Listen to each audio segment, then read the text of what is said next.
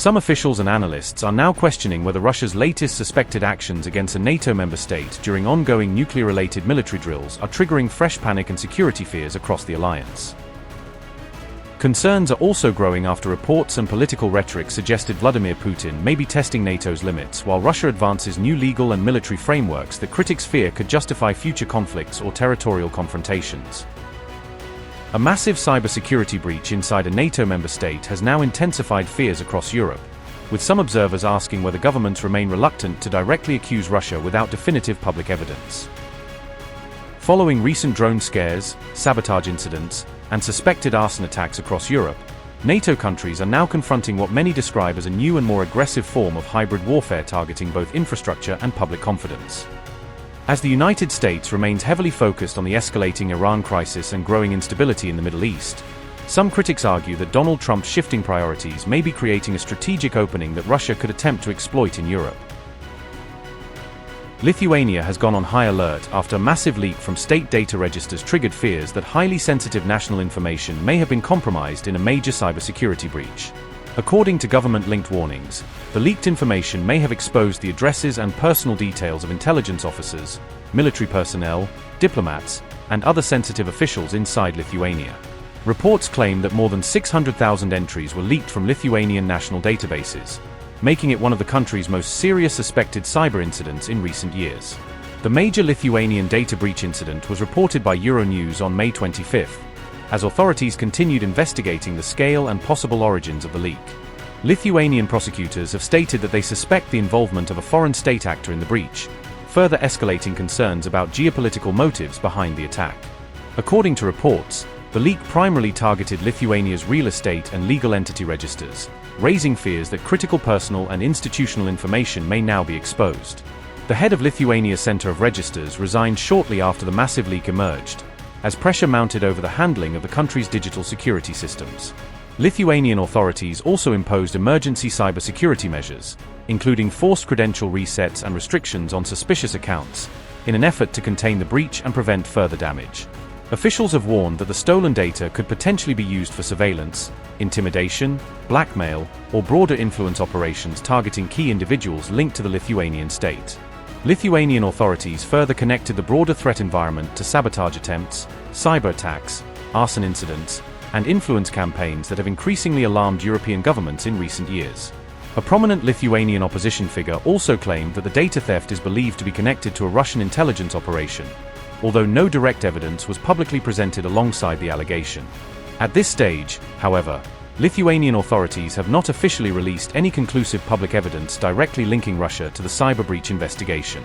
The incident also emerged at a highly sensitive moment, coinciding with reports of ongoing Russian nuclear force drills that have already heightened security tensions across Europe and the NATO alliance.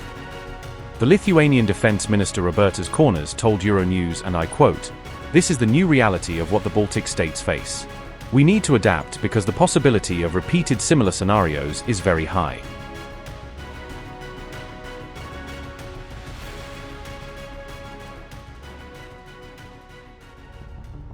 Moscow said it plans to appeal to the International Court of Justice over what it calls violations of Russians' rights. Russia said it would defend the rights of Russians in the Baltic states after repeated warnings were ignored. Moscow said it would move to the ICJ after attempts to resolve the issue through negotiations failed. The Russian Foreign Ministry disclosed the planned move in remarks carried by Izvestia and reported by TASS. Russian Foreign Ministry said, and I quote, "We have repeatedly called on Latvia, Lithuania, and Estonia to hold themselves accountable internationally for these ongoing violations. However, the authorities of these countries refuse to cease their unlawful policies, and all attempts to resolve the differences through negotiations have proven fruitless. Therefore, we will obviously have to take our claims to court by appealing to the UN's principal judicial body. Under the trumped-up pretext of combating Russian propaganda, the purge of any dissent from the Latvian information space continues." Unquote. The ministry also claimed that Estonia openly restricts the rights of non-titular groups. Moscow said the Baltic states had refused to change course despite sustained diplomatic pressure.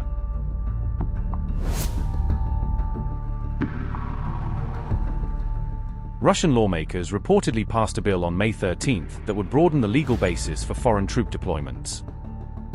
Russia's lower house of parliament cleared legislation that critics say could be used to justify future invasions. The bill would allow the president to send troops abroad to protect Russians. Reports said that protection could include cases involving arrest, detention, trial, or persecution. Russian President Vladimir Putin reportedly has 14 days to sign the bill into law. The head of the State Duma Defense Committee said the measure was needed to counter what he described as rampant Russophobia abroad. Vyacheslav Volodin said, and I quote, "Western justice has turned into a repressive machine for dealing with those who disagree with the decisions imposed by European officials. In these circumstances, it is important to do everything to ensure that our citizens abroad are protected." Unquote. The new law is likely to add to Western warnings that other countries neighboring Russia could also face pressure. At the same time, Moscow has repeatedly denied that it has any intention of starting a war with NATO states.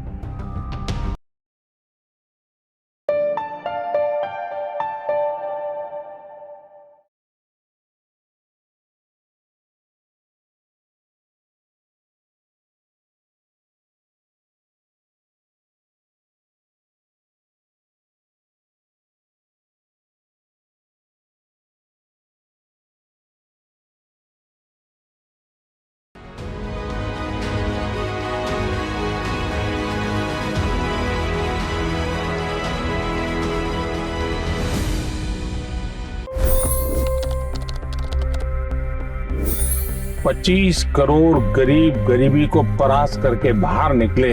For the good of our nation, let's work together and let's truly make America great again. The fastest news breaks. Requested PM saying that we will have to speak to Putin and to Zelensky. The biggest newsmakers. The relationship with India is probably the most important bilateral relationship the US will have for the rest of this century. The capital delivered quite an election result today. Expert analysis. The million-dollar question today is how to stop this dance of death. Ground reports. I'm standing at the crossroad of the Kumbh Mela. Behind me are more than 100 entry guards. Long-form interviews. Exclusionary politics is reflected in Manipur case as well. You don't bother because this is a small state.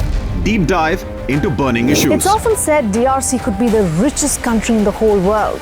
It's because of what sits underneath. Why exactly did the US topple the Sheikh Hasina government? HD videos. We don't just break news, we break it down.